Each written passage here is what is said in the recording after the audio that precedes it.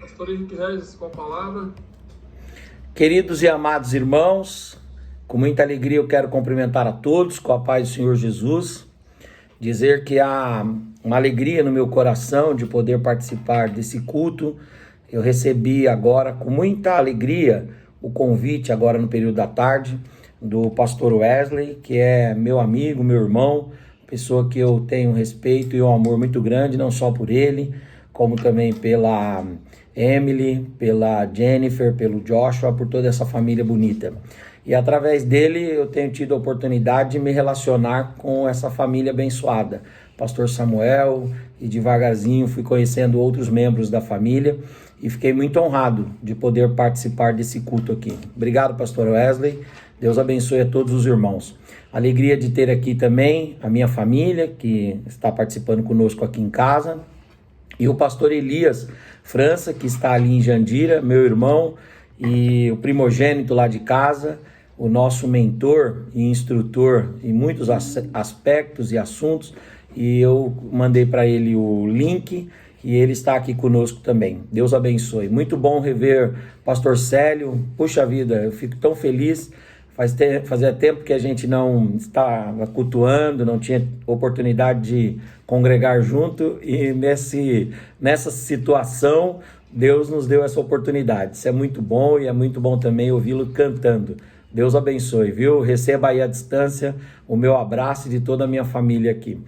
E eu quero compartilhar com os irmãos uma reflexão baseada no segundo livro da Bíblia, o livro do Êxodo, no capítulo de número 15, versículos 23 em diante.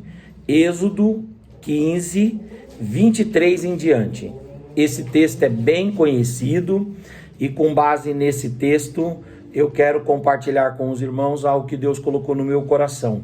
Rapidamente, sem muitas delongas, mas dentro do tempo que o Wesley falou que a gente pode utilizar aqui, que seria uns 10, 15 minutos de palavra, né? Então, Êxodo 15, 23.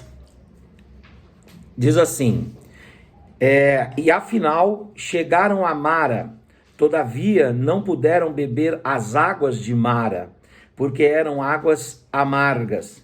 Por isso chamou-lhe aquele lugar Mara. Versículo 24. E o povo então murmurou contra Moisés, dizendo: o que nós haveremos de beber? E então Moisés, não tendo resposta para dar ao povo, clamou ao Senhor, e o Senhor lhe mostrou uma árvore, um madeiro, um tronco, e lançou-a Moisés nas águas. E as águas que eram amargas se tornaram doces, e deu-lhes ali estatutos e uma ordenança, e ali os provou. E disse: se ouvires atento a voz do Senhor teu Deus, e fizeres o que é reto diante dos seus olhos, e deres ouvido aos seus mandamentos, e guardares todos os seus estatutos, nenhuma enfermidade virá sobre ti, daquelas que eu enviei sobre os egípcios, pois eu sou o Senhor, aquele que te sara. Amém e amém. Esse texto, ele narra um acontecimento muito interessante na trajetória de Israel. Ele narra que logo após Israel ter sido liberto do Egito, e logo após Israel ter sido salvo por Deus, o povo de Israel foi salvo por Deus do Mar Vermelho.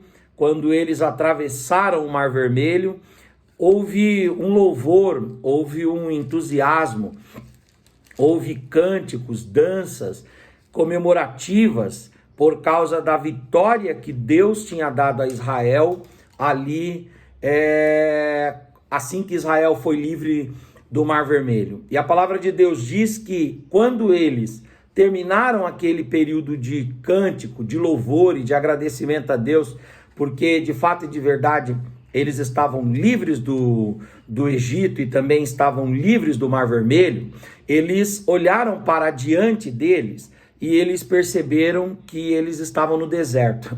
E a região que eles estavam no deserto era uma região sequíssima, uma região árida, uma região causticante.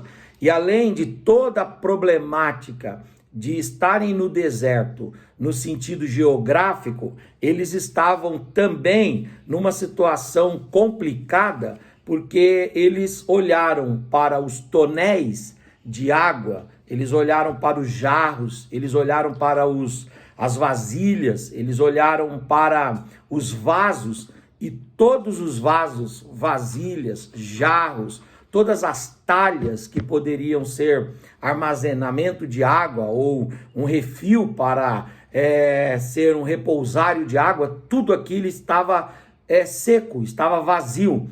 E aí imaginem os irmãos, 3 milhões de pessoas no deserto, 3 milhões de pessoas com os tonéis de água vazios, 3 milhões de pessoas aproximadamente sem água. Não havia Sabesp capaz de encanar água, não havia processo de dessalinização de água capaz de produzir e capaz de prover água suficiente para dessedentar toda aquela multidão. E aí então os dias foram passando e eles foram se angustiando cada vez mais.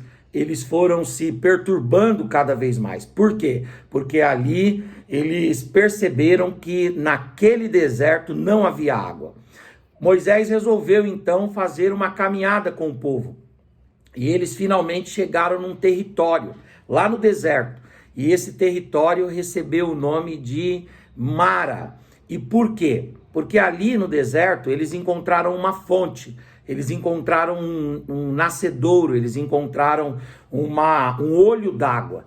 E nessa fonte, nesse nascedouro de água, os hebreus foram ávidos ali, foram celeremente ali para tentar dessedentar-se, para tentar matar a sede.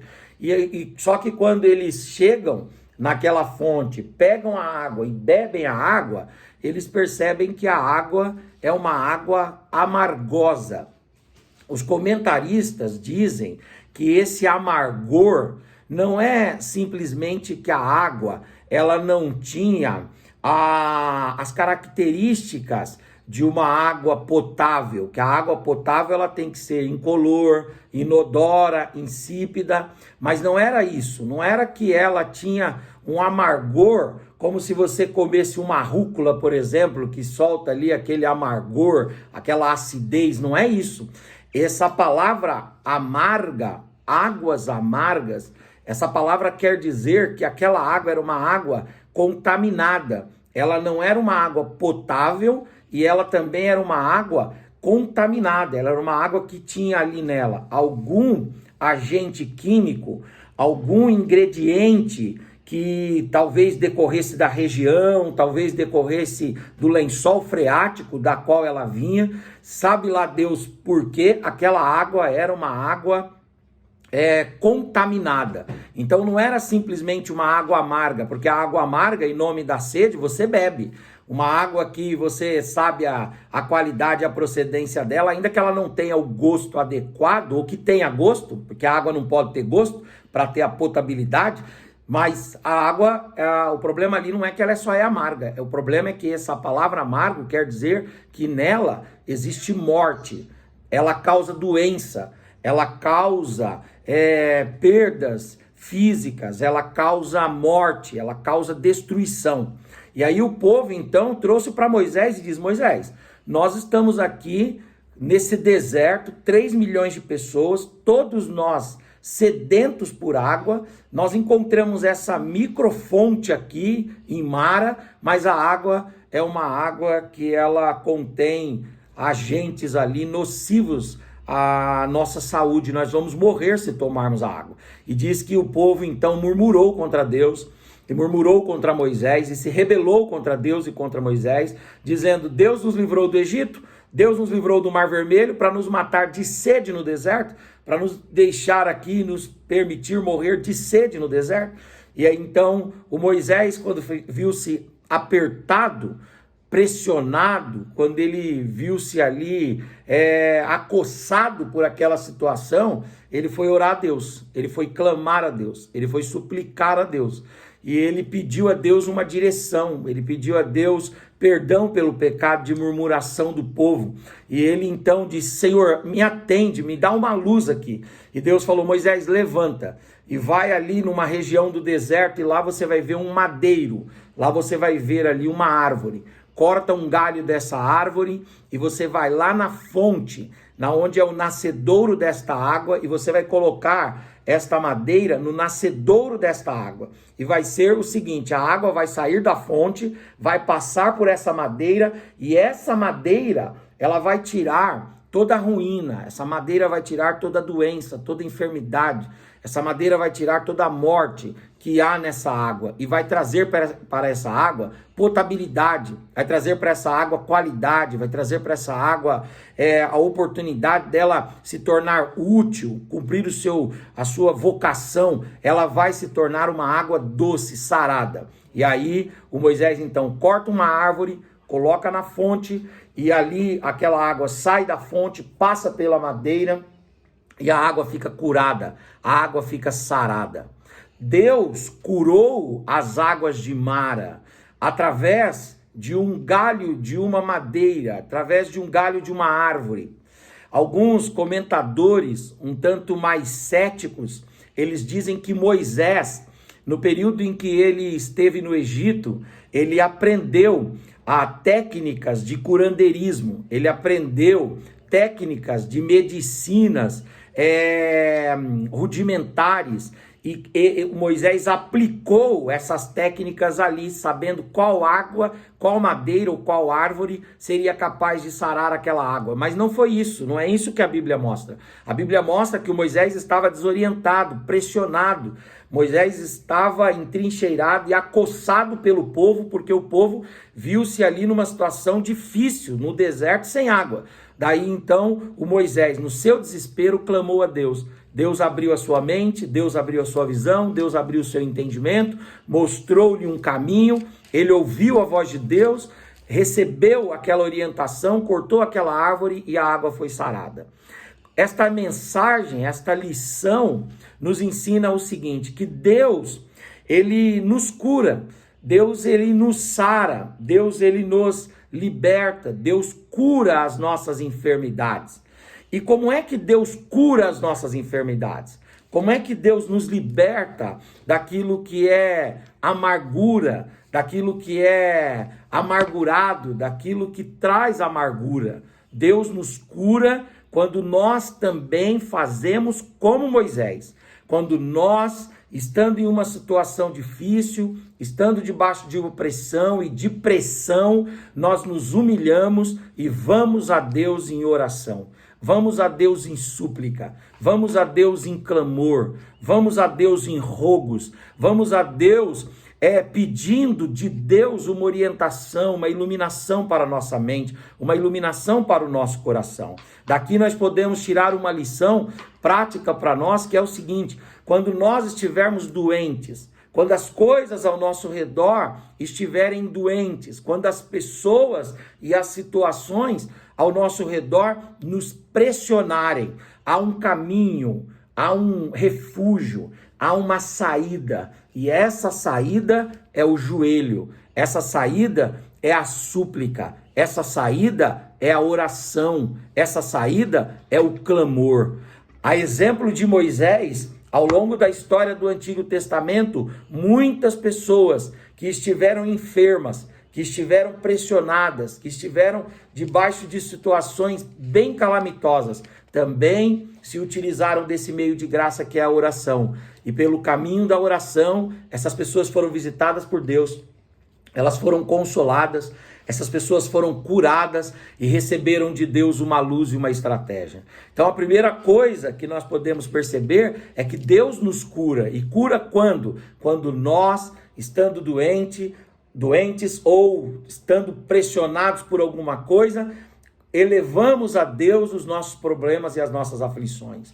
Talvez você esteja sofrendo por algum dilema, alguma adversidade pessoal, seja um problema de doença física, seja uma doença na alma. Talvez você esteja sofrendo por algum problema financeiro. Talvez você esteja sofrendo por alguma angústia no seu trabalho, alguma pressão que as pessoas fazem contra você. Talvez você seja ameaçado. Talvez você esteja enfrentando algum dilema. Mas assim diz Deus para nós, os que estamos tendo o privilégio de ouvir a sua palavra esta noite. Eu, Senhor, tenho cura para você. Traga a sua petição, traga o seu clamor, traga a sua necessidade, traga as pressões e deposite no meu altar. Derrame as suas lágrimas e encha as taças que ficam diante do altar do Senhor das suas lágrimas. E permita que, através da oração, Deus te cure, Deus te sare e Deus transforme as situações que estão ao seu redor. Só que nós não somos curados apenas quando nós levamos a Deus os nossos problemas através da oração. Nós somos curados também quando nós recebemos orientações, iluminações de Deus, recebemos a palavra de Deus e seguimos a palavra de Deus, às vezes até em contrariedade à própria lógica. Porque vejam os irmãos que o Moisés, ele estava ali com uma fonte contaminada e ele tinha ali uma árvore e Deus falou: Moisés, corta a árvore, coloca aqui nessa fonte e você vai ver essa fonte sarar. Imaginem os irmãos, Moisés ali questionado por 3 milhões de pessoas que estavam fazendo pressão sobre ele, pessoas sedentas, e de repente as pessoas veem Moisés pegando um machado e cortando ali aquela árvore e arrastando aquele galho, e alguém diz assim: ridículo esse Moisés. Maluco esse Moisés. O que ele está fazendo? Ele está obedecendo a Deus.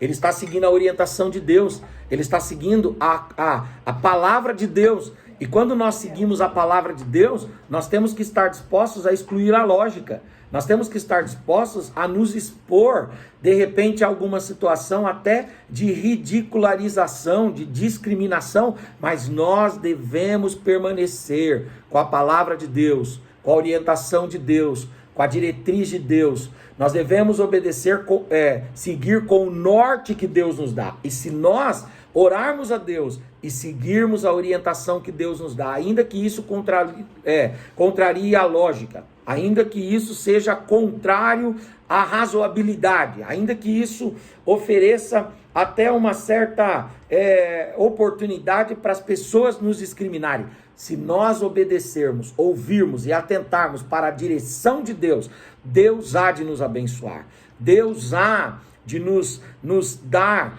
a cura, Deus há de nos libertar. Nós estamos vivendo no nosso país um momento que nós precisamos orar a Deus, clamar a Deus, nos quebrantarmos diante de Deus, pela nossa família, pela nossa vida, pela nossa igreja, também pela sociedade, pelos governantes, mas nós não podemos só nos quebrantarmos diante de Deus, nós também temos que pedir de Deus essa cura cumprindo aquilo que Deus determina. O que Deus determina? Deus determina que nós leiamos a sua palavra, meditemos na sua palavra, que nós absorvamos valores da sua palavra, que nós coloquemos em prática os valores ensinados pela sua palavra, que nós amemos a Deus acima de todas as coisas, com toda a nossa mente, o nosso coração, a nossa alma, a nossa força, o nosso corpo, com toda a inteireza do nosso ser. Agora, além disso, Deus também quer de nós que nós amemos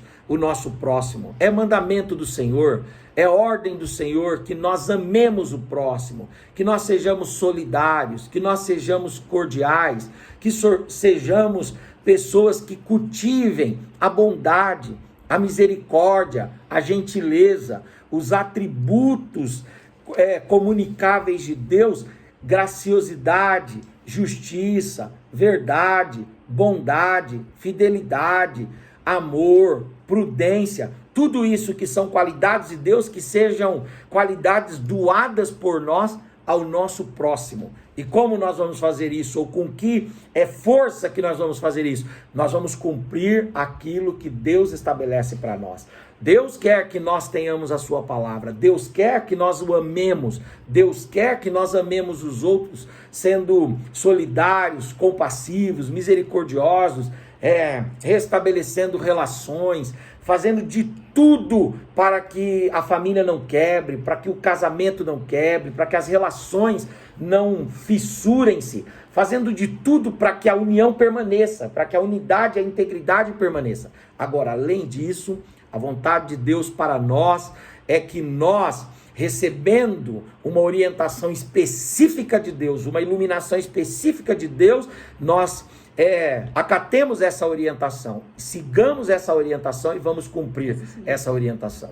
Tem um texto, que é o texto de Atos 28, que a Bíblia fala que estava um naufrágio terrível, e aí estava todo mundo desorientado. Paulo pediu uma orientação e Deus falou para ele. Deus falou assim: diga para todo mundo, Paulo, todo mundo permanecer no barco.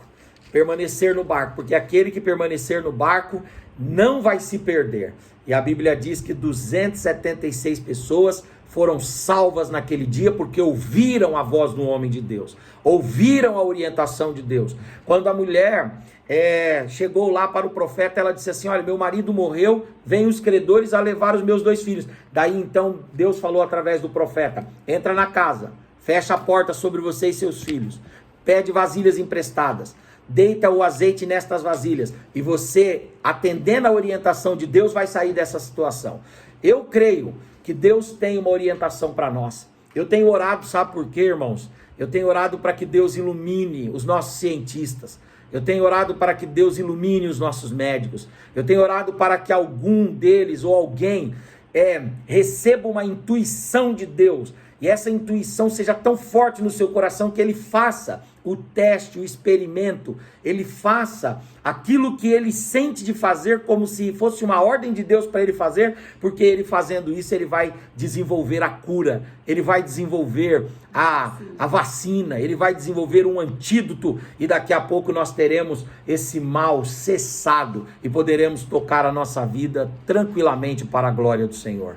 E por fim, eu quero dizer o seguinte: nós recebemos a cura de Deus quando nós oramos, recebemos a cura de Deus quando ouvimos a orientação direta de Deus, mas também quando nós colocamos nas nossas dores, nas nossas chagas, nas nossas amarguras, naquilo que é ferida em nós, colocamos o madeiro. E colocar o madeiro aqui não pode ser ignorado. A mensagem desse texto não pode ser ignorada. Colocar o madeiro aqui significa colocar a cruz de Cristo. Se a nossa vida está amarga, o que está faltando é a cruz de Cristo. Se a nossa vida está enferma, onde nós podemos encontrar cura? Na cruz de Cristo. Se o pecado está reinando, campeando e alcançando lugares cada vez mais altos, o que está faltando é a cruz de Cristo. É muito interessante porque Moisés coloca a madeira na água e a água é sarada. Essa madeira, ela pode ser aplicada aqui como um símbolo da cruz de Cristo. A cruz que é levantada, e todos aqueles que olham para ela são restaurados, curados, libertos, salvos, redimidos, reconciliados, recebem o selo do Espírito Santo, recebem o nome no livro da vida e recebem cura para suas vidas.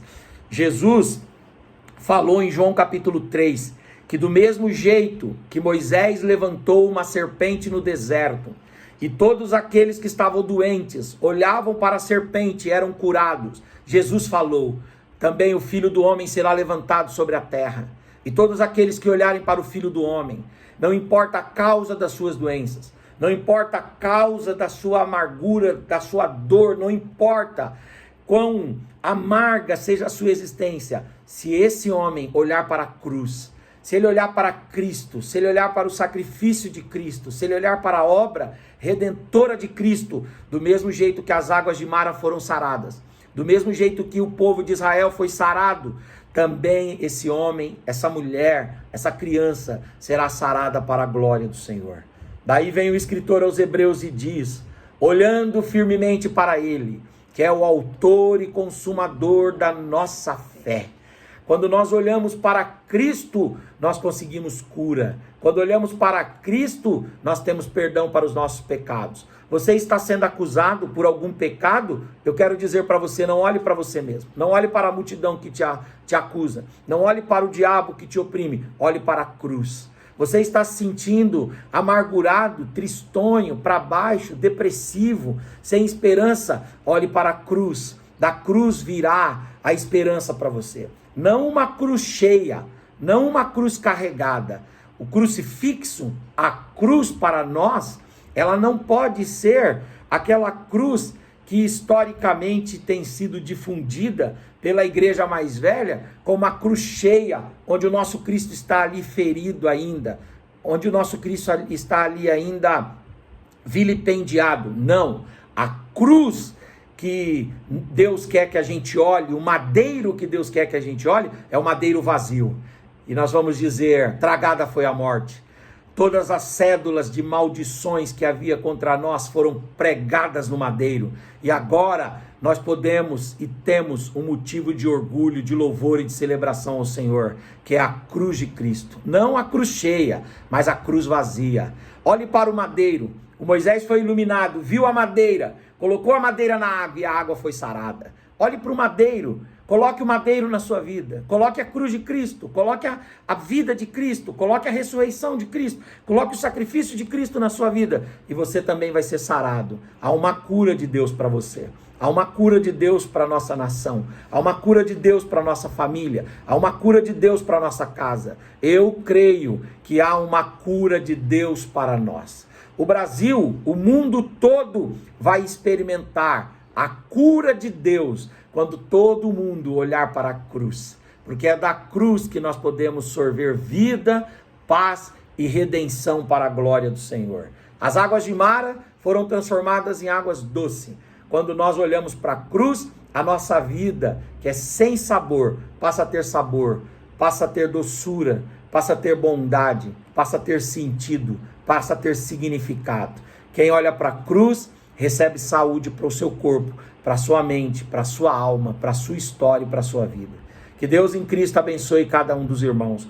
Com a permissão dos irmãos, eu queria fazer uma oração. Posso terminar fazendo uma oração? Podemos terminar fazendo uma oração? Pai, em nome de Jesus, Senhor, nós pregamos a Tua palavra, e a Tua palavra, Senhor, ela é mais cortante do que qualquer espada de 2 gumes, e ela vai até a divisão da alma e do espírito, juntas e medulas.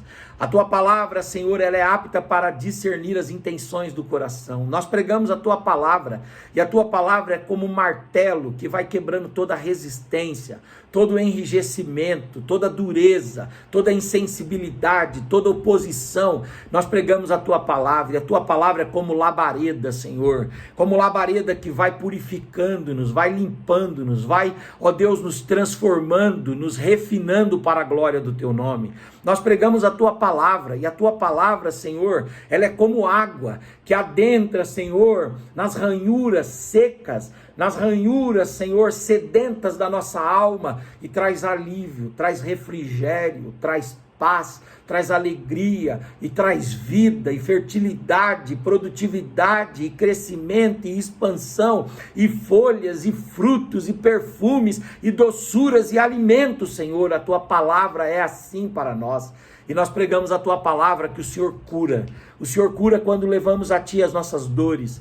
O Senhor cura quando obedecemos a Tua palavra e a Tua orientação. E o Senhor cura quando olhamos para o madeiro e aplicamos o madeiro à nossa vida. Não o madeiro cheio, mas o madeiro vazio, porque o Senhor está vivo, assentado no alto e sublime trono, e glorificado por anjos, arcanjos, querubins e serafins, e por bilhões de crentes que louvam e adoram o Teu nome, como nós estamos Te adorando aqui. E nesta oportunidade nós queremos pedir ao Senhor, sara a nossa vida, sara, Senhor, o nosso corpo, sara, Senhor, a nossa mente, sara o nosso coração, sara a nossa família, sara, Senhor, a nossa nação, sara, Pai, a nossa terra. O Senhor tem a cura, o Senhor tem o antídoto, o Senhor tem o remédio.